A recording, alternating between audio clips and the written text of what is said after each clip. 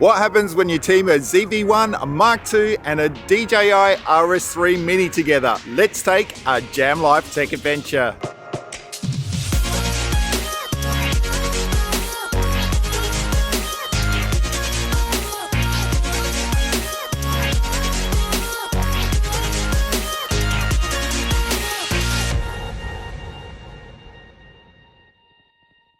Hi everyone and welcome back to the channel. If you're new here, please subscribe, ring the bell if you want to go on more tech adventures, and if the video helps you out, please give it a big thumbs up. So this is going to be a video on the stabilization of gimbal supplies like the RS3 Mini here versus the in-body active stabilization on the Sony ZV-1 II here to find out if you really need a gimbal with this camera. I have also thrown in the post-stabilization wizard, Catalyst Browse, to see how that performs as well. If you don't know what Catalyst Browse is, I'll throw a link up on the screen to a video where we explain what it is and how to use it, and we'll decide later if we really need this gimbal. For now, I can tell you that the camera does indeed balance on the RS3 Mini, and it does connect via Bluetooth and give you start, stop, record and zoom functions. I'm pretty sure the USB-C cable would work as well, but the Bluetooth is much easier. So what we're going to do is go back to Sydney Harbour and do some tests using the RS3 Mini, active stabilization and Catalyst Browse, and then come back here and hopefully have the answer to, does the ZV-1 Mark II need this gimbal, or any other gimbal for that matter.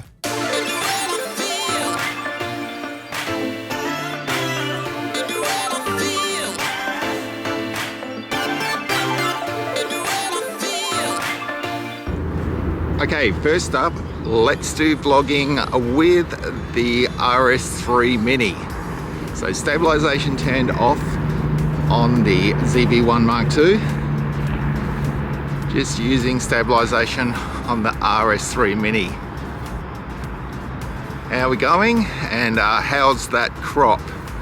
I'm hoping, well, it's the best it can be at that 18 millimeters. So now we're doing a vlog, walking vlog that is, using active stabilization, inbuilt stabilization on the Sony ZV-1. So walking vlog with active stabilization on the ZV-1 Mark II. How's it looking? Probably going to be a bit more crop this time, but how's the stabilization? So now we're having a bit of a walk with Catalyst Browse doing the stabilization.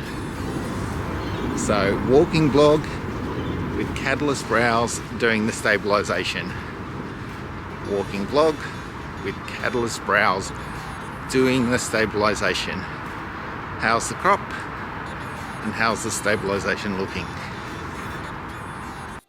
Okay, so here's the first of the side-by-sides, the walking vlog. So I've said it before, but I think active stabilization is better this year. Very easy to clean up there. The RS3 Mini doing a really great job there, but I reckon Catalyst Browse is just as good, to be honest. That Catalyst Browse is like a miracle worker, it really is. So here's a handheld tripod test with the RS3 Mini and the ZV-1 Mark II.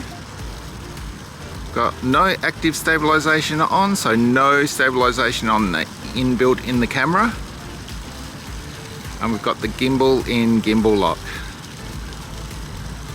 How's it looking? I'm hoping pretty stable.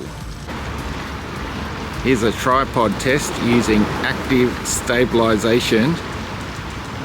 Inbuilt active stabilization tripod test on the ZV-1 Mark II. Active stabilization tripod test. Okay, so here's a handheld tripod test using Catalyst Browse. Catalyst Browse for stabilization here on the Sony ZV-1 Mark II. Handheld tripod test. How's it looking? How's the crop? And how stable is it? Okay, here's the side-by-sides, and active stabilization doing a really good job here. I think it's usable and good enough. But Catalyst Browse and the RS3 Mini doing a little bit better job here. Less movement, less jitter.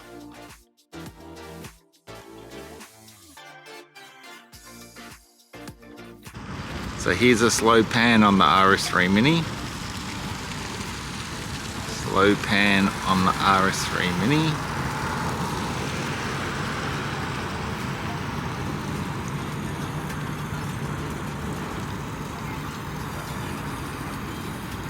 Slow pan test with active stabilization on the Sony ZV-1 Mark II.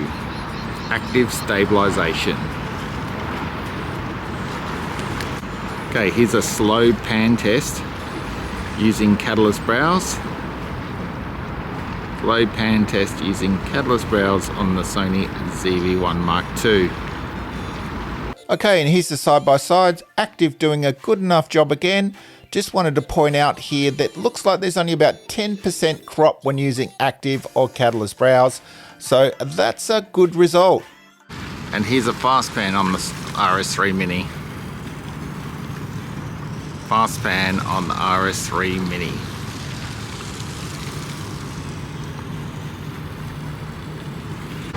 Here's a fast pan test with active stabilization on the ZV-1 Mark II. Fast pan test with active stabilization. Here's a fast pan test using Catalyst Browse. Catalyst Browse fast pan test. Sony ZV-1 Mark II. And here's the side-by-sides. What's active stabilization showing here? Well, again, it's keeping up with the other two. It's just fine to use in this situation. And here's Go mode on the RS3 Mini. Go mode on the RS3 Mini.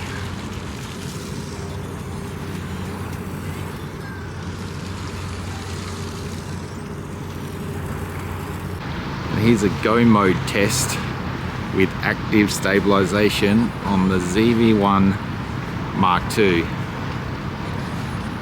Active stabilization.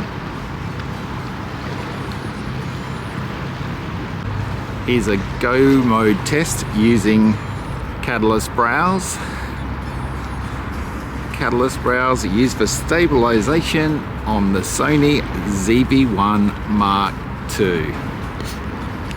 And here's the side-by-sides. Go mode, a bit of fun really, but active stabilization doing a good enough job here. No problem at all.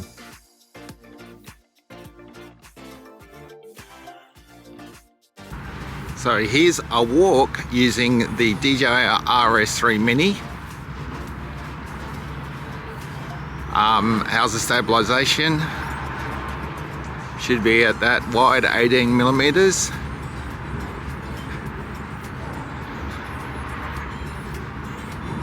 So how is the stabilization using an RS3 Mini on the walk with a ZV-1 Mark II?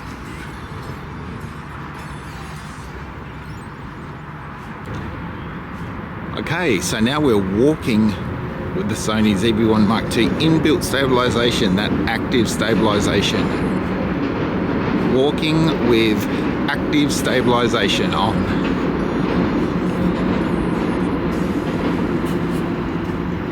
How's it doing, guys? How's that stabilization doing? Active stabilization. Walking.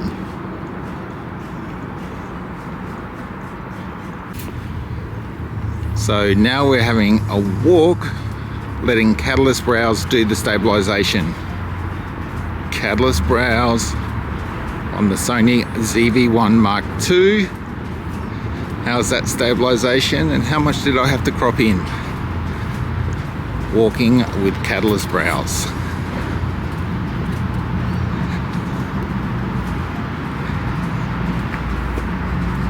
Okay, here's the side-by-sides. Now this is very interesting with the walk. the active stabilization seems to be keeping up. You're always going to get that bounce when you're walking or that movement on the Z axis, and you can see that here with all three, but the stabilization for an active in a walk is keeping up. I think it's doing really well.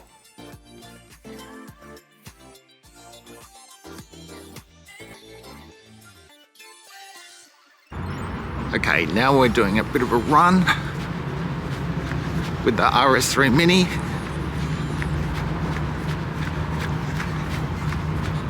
Run with the RS3 Mini and the ZV-1 Mark II.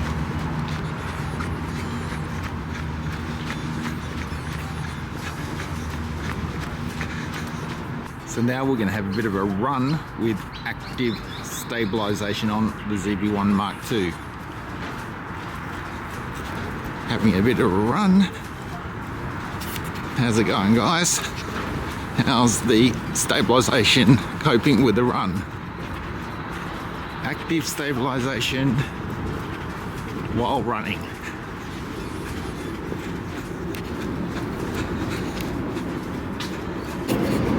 Okay, and now we're running using Catalyst Browse as the stabilization.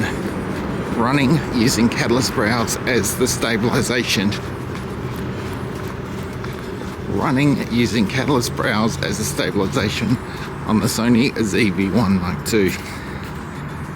And here's the side-by-sides. Looks like when we get to running, active stabilization just isn't quite there. But I wonder what would happen if you added Warp Stabilizer in Final Cut Pro. Has active done enough? Okay, so I just had to try it out. It looks like active stabilization wasn't enough. You can see all that warpiness with the warp stabilization. Yeah, it didn't quite get you there. I'm feeling like if you want to take a run, you got to use a gimbal or Catalyst Browse.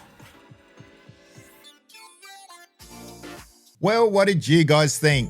For me, active stabilization looks better on the ZV-1 Mark II this year for some reason. Except for when running, I think it's maybe all you need. But you have to remember that when you're in low light, electronic stabilization will not work. Catalyst Browse for me gave the same results as a gimbal. I think it's easier to turn off active stabilization and turn up your shutter speed and just use Catalyst Browse in post, rather than take the time to set up a gimbal and carry it around with you all day. Both the gimbal and Catalyst Browse work in low light. I think for us as vloggers, it will be all we need to stabilize our footage. I really do think that for most content creators, Catalyst Browse and active stabilization have got us covered. This compact little camera really is a great tool for vloggers and content creators just starting out. But what did you guys think? Will you buy a gimbal to go with your ZV-1 Mark II, or do you think you won't need one? Leave a comment below and let us know. But